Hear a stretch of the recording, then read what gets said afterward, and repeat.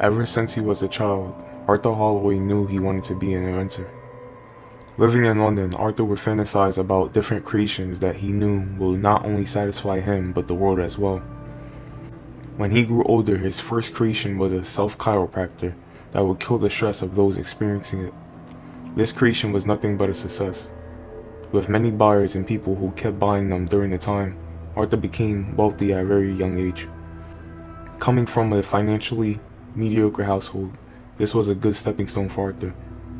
As Arthur created many more creations over the years, he noticed that many other inventors would steal his ideas. It wasn't intentional because the inventors had no idea what Arthur had in mind.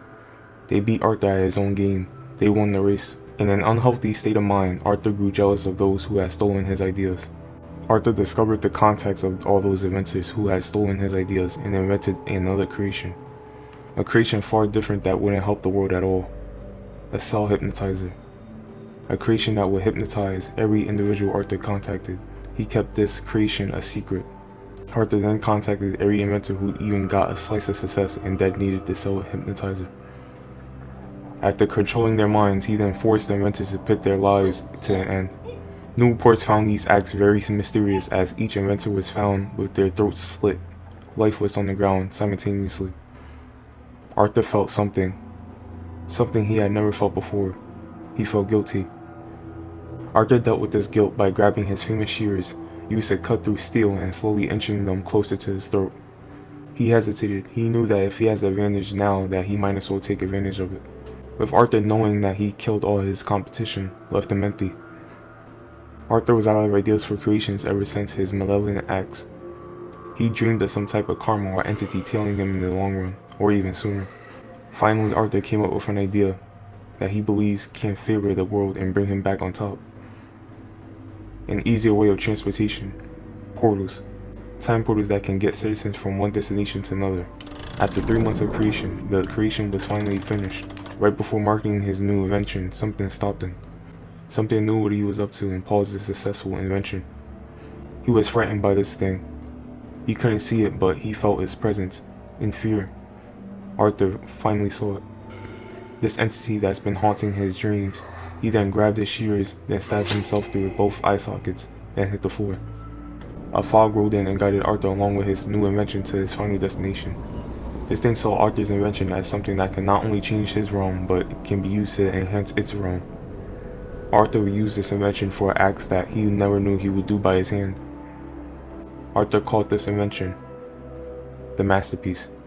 Killer name, the Masterpiece. Killer difficulty, hard. Killer weapon, shears.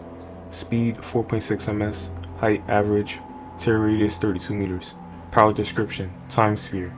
All those years of inventions, Arthur's best one yet has been used to its finest potential.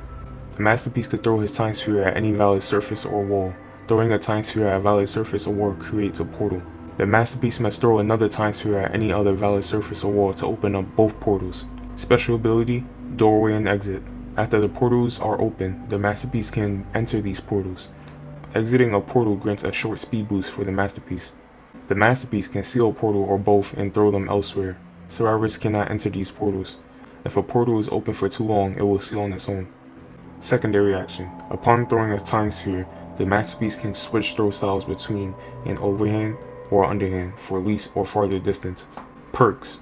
Hex Anticipation. The feeling of those ahead of you increases your anger.